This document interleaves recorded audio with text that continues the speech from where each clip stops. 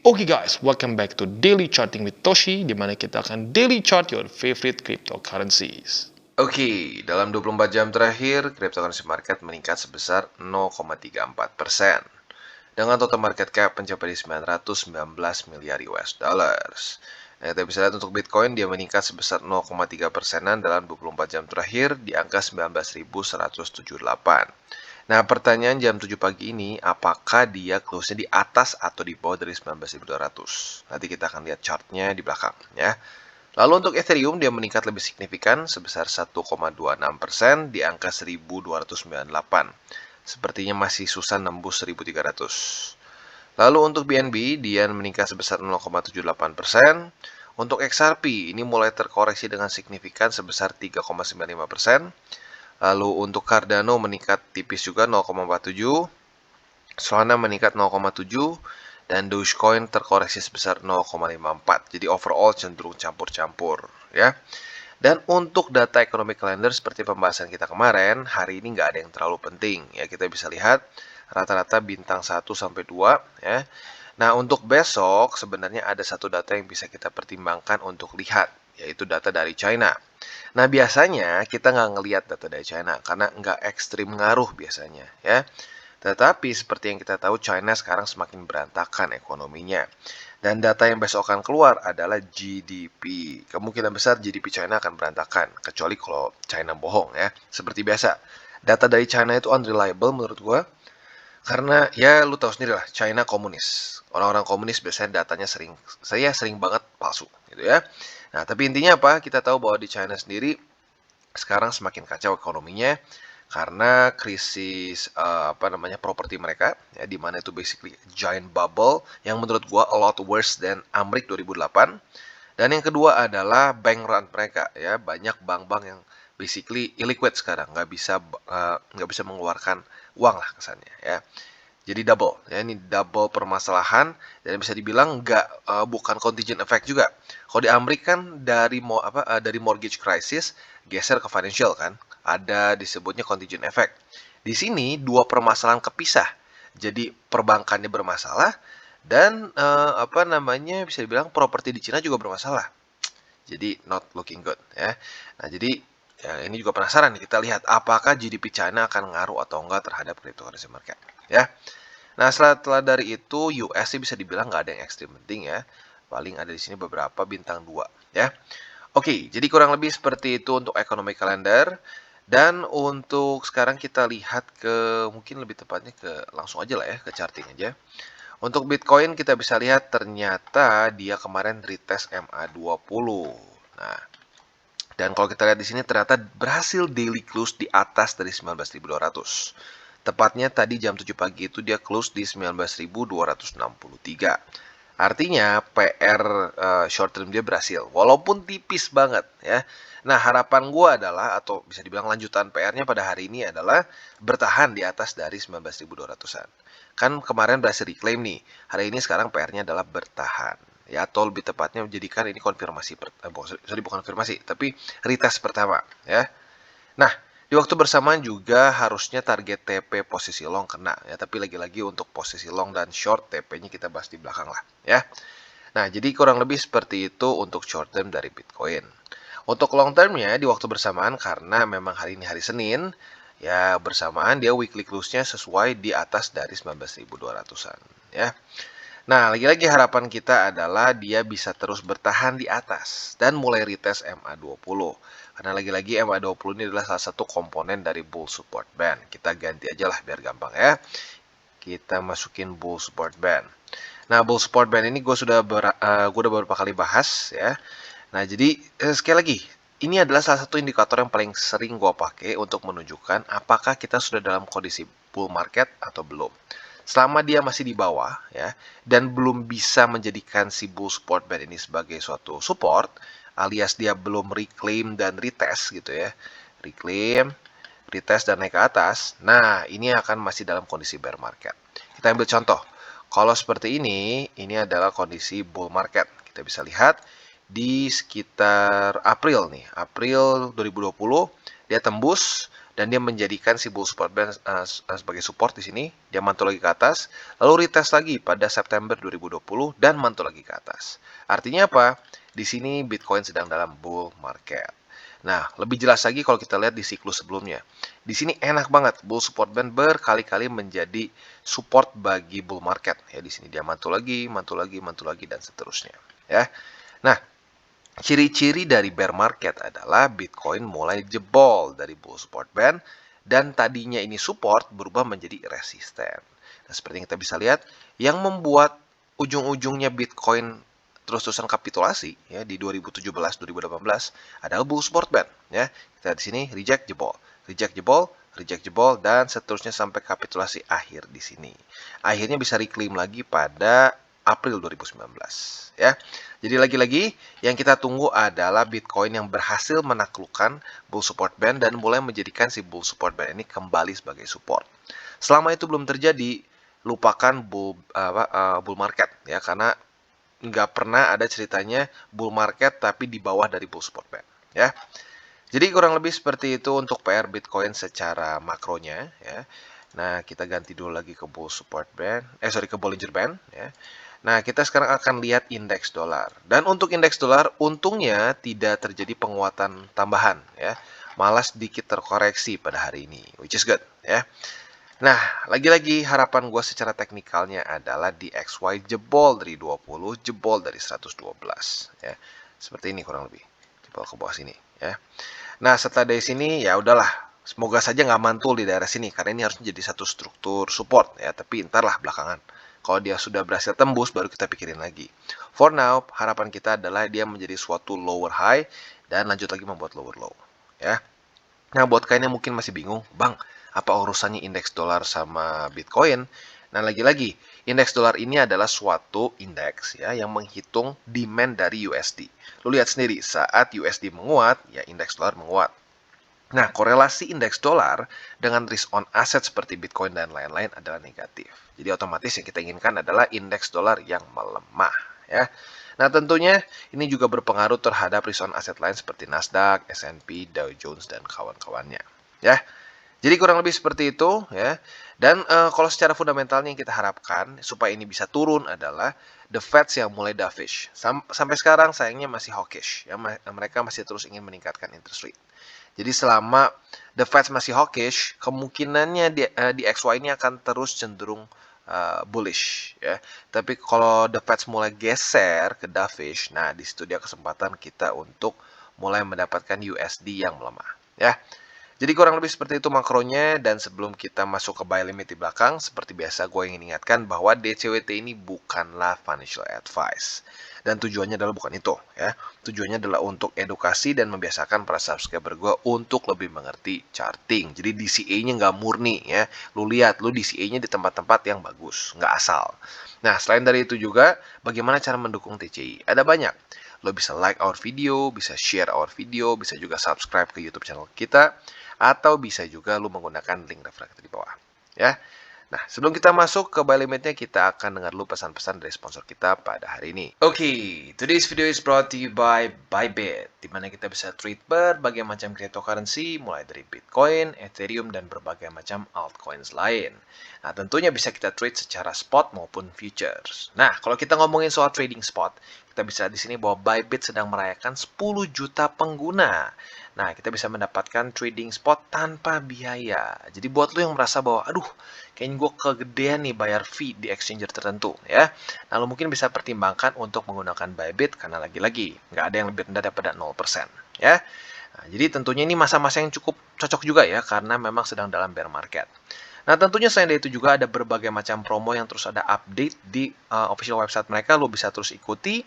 Dan selain dari itu juga kita bisa di sini Bybit savings makin menarik, terutama dalam APY USDT ya.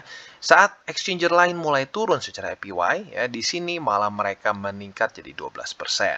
Jadi buat lo yang tertarik ya dan sudah mungkin punya USDT yang cukup banyak, mungkin bisa pertimbangkan untuk mendapatkan yield di Bybit ya. Jadi jangan lupa buat kalian yang ingin akumulasi secara spot juga ingin mendapatkan yield yang bagus, bisa pertimbangkan untuk trading di Bybit. Oke, dan sekarang kita akan masuk ke Bitcoin. Nah, untuk Bitcoin kita bisa lihat harusnya posisi longnya udah kena TP ya. Sesuai dengan pembahasan kemarin, retest 1, retest 2, TP-nya di 19.226 buat yang mungkin lebih konservatif, buat yang lebih agresif boleh di MA20. Hebatnya dua-duanya kena. Ya, jadi tergantung lu orang yang apa. Kalau yang konservatif, kemarin berarti dapat profit sebesar ya 0,9%, nyaris persen. Tipis sama fee harusnya ya. Nah, kalau lu lebih agresif kemarin dapat sekitar 2%-an. Not bad. Kalau ini masih ya lumayan jauh loh daripada kena fee doang ya. Nah, jadi overall seperti itu. Congratulations bagi kalian yang sudah dapat posisi kemarin. Nah, sekarang pertanyaannya adalah gimana setup selanjutnya? Ini kan tembus nih Bang, tapi tipis. Nah, kalau tipis seperti ini ya seperti biasa, kita lihat besoknya. Alias kita lihat hari ini, apakah dia akan tetap berhasil daily close di atas atau malah nembus lagi ke bawah dari 19.226. Andaikan dia berhasil di atas, ya atau daily close-nya di atas lebih dari 19.226, artinya itu adalah retest pertama. Besoknya kita bisa pertimbangkan untuk buka posisi long di sini dengan target TP antara di MA20 atau di sini ya, antara 20 atau 50. Tentunya MA50 adalah target yang lebih konservatif ya, dan target di MA50 adalah target yang lebih agresif ya.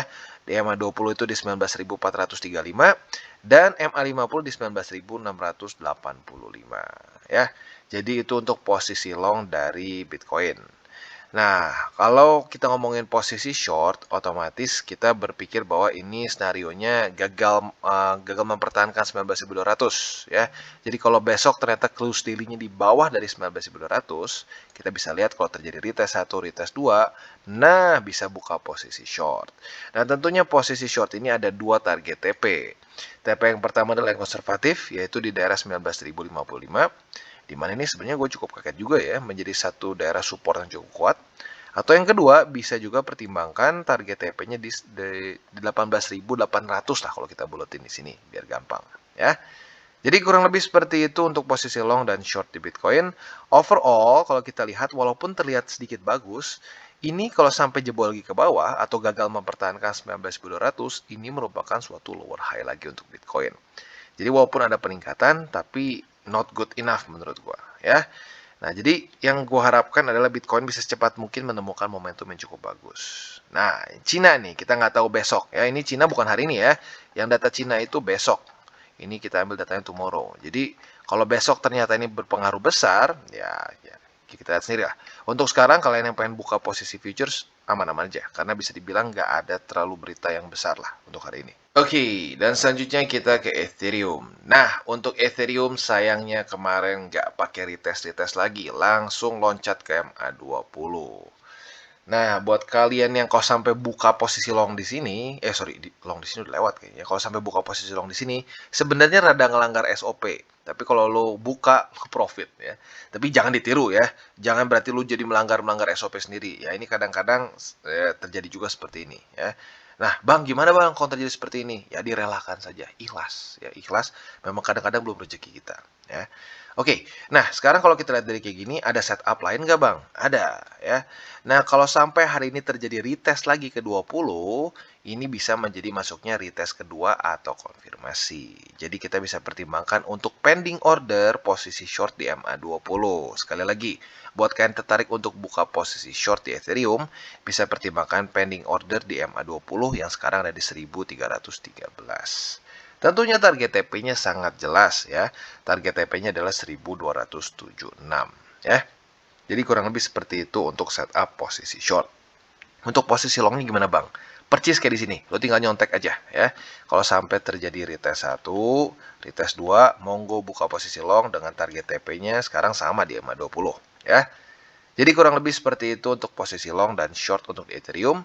Untuk posisi spotnya kita bisa pertimbangkan di daerah 1276 atau bisa juga di 1242 ya. Jadi kurang lebih seperti itu untuk posisi spot Ethereum. Nah, untuk Bitcoin tadi gue ketinggalan ya. Untuk posisi spotnya basically bisa juga sama di kalau gue pribadi 19.055 ini sepertinya udah lumayan cukup kuat juga. Ini bisa jadi buy limit pertama, buy limit kedua bisa di 18.800 ya. Jadi kurang lebih seperti itu untuk Ethereum dan sedikit nyambungin yang spot BTC tadi. Nah, sekali lagi untuk yang spot gue ingatkan itu untuk jangka panjang. Jadi bukan buat lu berharap seminggu sehari 2 hari lu hold terus lu profit lu TP ya. Lagi-lagi itu spot jangka panjang, berpikirnya bulanan, even sampai tahunan. Oke, dan sekarang kita geser ke Cosmos. Untuk Cosmos kita bisa lihat harusnya sih lu sudah punya posisi short kalau lu memang pertimbangkan punya posisi short di sini ya. Karena sudah sesuai SOP. Retest 1, retest 2, bahkan terjadi 3 dan 4 hari ini. Nah, mungkin ada pertanyaan, "Bang, ini gimana ya, Bang? Kok di retest terus? Apa mendingan kita hold atau enggak?" Kalau sesuai SOP di hold. Kenapa? Karena nggak terjadi tembus 11,76 ya. Kalau dia daily close-nya tembus ya, atau lebih tepatnya bukan cuma tembus tapi close di atas dari 11,76, nah di situ kita bisa pertimbangkan untuk tutup posisi short kita. Selama masih belum ya, kalau gue pribadi sih hold aja ya. Nah, selanjutnya target TP-nya menurut gua masih sama ya di $10 lebih 57 sen. Terus ada yang kayaknya nanya kemarin, "Bang, itu kan kayaknya lumayan dalam tuh. Bollinger Band-nya juga masih lumayan jauh ke situ. Ada nggak Bang TP yang lebih konservatif?" Well, sebenarnya boleh aja. Kalau lu mau TP di sini nih, di sekitar sini boleh nih. 11,33 boleh. Karena technically speaking ini struktur ya. Nah, jadi sekali lagi buat lo yang konservatif, lo bisa buka posisi di 11,77 dengan target TP di 11,32 ya. Buat yang agresif hajar aja ke $10 lebih 57 sen ya. Jadi kurang lebih seperti itu untuk posisi short dari Atom. Untuk posisi longnya otomatis tinggal kita balik saja apabila terjadi retest 1, retest 2 di 10,57. Monggo pertimbangkan posisi long di sini dengan target TP yang dibalik saja jadi 11,77 ya. Nah, jadi lagi-lagi secara TA-nya gampang dan gue pribadi akan pakai cara ini ya karena satu lebih enak dan lebih gampang untuk dipelajari oleh orang-orang, dan yang kedua gue udah pernah cobain cara yang ribet ya dalam tanda kutip ya, udah kayak Pablo Picasso ya di sini. Wah, chart gue udah isinya semua coret. Eh, channel ini channel itu terus filter banyak banget, ujung-ujungnya nggak buka-buka posisi dan malah kesel, malah melanggar SOP, which is bad ya. Jadi kurang lebih seperti itu untuk Cosmos. Nah, untuk spotnya basically sama ya. Sekarang masih di 10,57. Sama dengan posisi long. Perbedaannya ya lagi-lagi jangka panjang ya. Dan jangan lupa juga aturan 70-30 ya. 70% BTC ETH, 30% baru altcoins. Jadi di situ resiko kalian lebih kecil dibandingkan lu megang kebanyakan altcoins ya. Oke, dan sekarang kita akan geser ke Matic. Nah, untuk Matic sayangnya semakin nanggung posisinya. Ya, kemarin kan kita berharap kena MA50 nih, supaya retest kedua. Tapi pada faktanya nggak kena. Hari ini nggak kena lagi, tapi tembus 20, jadi benar-benar bikin nanggung. Nah, sekarang setup yang paling dekat sebenarnya masih sama MA50. Ya, kalau terjadi lagi retest, sebenarnya lu bisa pertimbangkan untuk buka short di sini ya. Walaupun bisa dibilang retest pertamanya udah lama pada tanggal 14 Oktober ya. Nah, jadi kurang lebih seperti itu.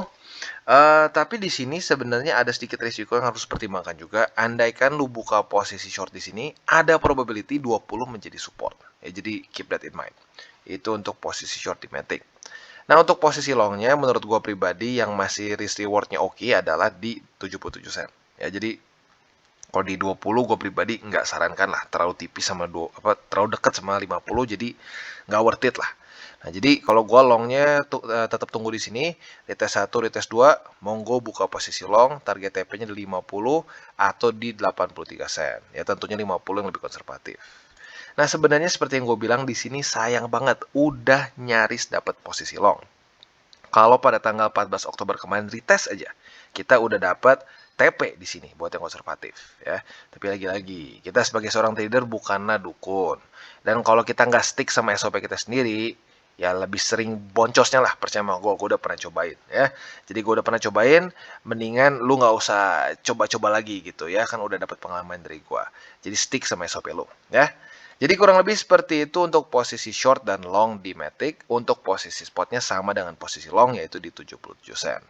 Secara struktur, Matic sebenarnya overall ya, secara gedenya masih nggak terlalu bagus. Terutama dari September kemarin ya, September pertengahan.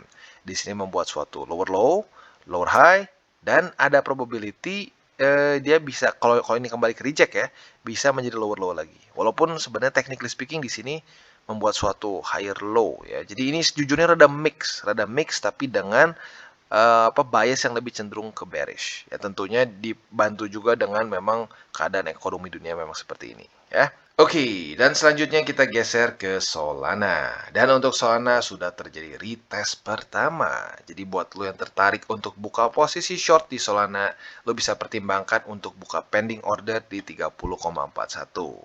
Lagi-lagi gue ingatkan ya, kita bisa buka pending order apabila sudah terjadi retest pertama ya. Jadi lu nggak perlu terus-terusan liatin chart ya. Jadi lu bisa sambil kerja, bisa sambil main. Ya lebih bagusnya sambil kerja ya supaya dapat duit juga daripada main ya. Main buang duit. Nah, jadi lu bisa pending order aja ya. Tapi nggak semua bisa lu pending orderin. Kalau udah ada setupnya, monggo boleh ya. Nah ini juga salah satu alasannya kenapa gua lebih prefer menggunakan time frame yang lebih besar ya, daily gitu. For hourly oke lah masih boleh ya. Tapi gue pribadi lebih prefer daily karena ya lu bisa beraktivitas dengan normal gitu kalau lu di daily. Karena setupnya gampang dan arguably secara strukturnya lebih kuat gitu. Lebih jarang false signal gitu. Ya lebih jarang, bukannya nggak pernah tapi lebih jarang ya.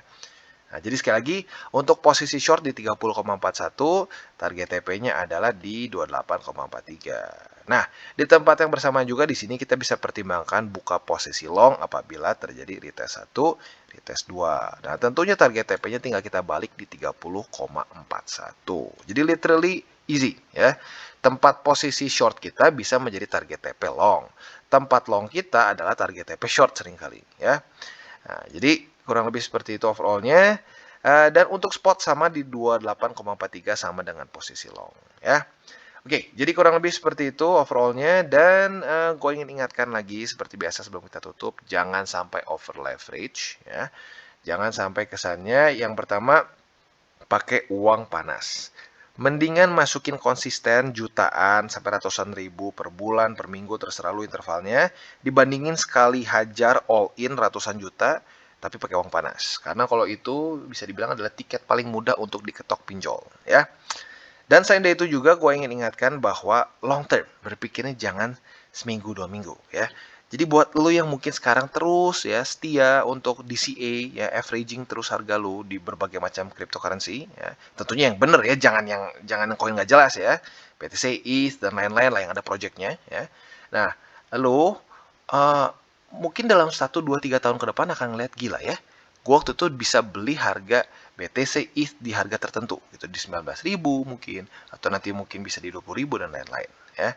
Sama seperti kayak dulu gue inget kayak wah gila ya, gue di siklus lalu beli Bitcoin di harga berapa ya, berapa kali lipat dari sekarang. Nah jadi ya lagi-lagi berpikirnya long term, jangan berpikir sehari 2 hari atau cuma seminggu saja. Oke guys, jadi itu adalah akhir dari segmen DCWT kita pada hari ini. Dan jangan lupa bagi kalian yang merasakan manfaat dari segmen ini, jangan lupa untuk share ke teman-teman kalian. Dan apabila lu pengen mensupport channel kita, ya TCI, jangan lupa untuk menggunakan link referral kita di bawah. Nggak wajib ya, tetapi apabila lu menggunakan link referral kita di bawah, ada macam-macam ya, dari Bybit, Huobi, Maxi, toko kripto, dan banyak lagi ya. Ya, walaupun nggak wajib, tapi kalau menggunakan link referral kita, lu secara langsung membantu perkembangan dari TCI. Dan satu lagi, jangan lupa juga untuk join Telegram group kita, di mana kita bisa ngobrol-ngobrol santai mengenai dunia cryptocurrency secara 2 arah.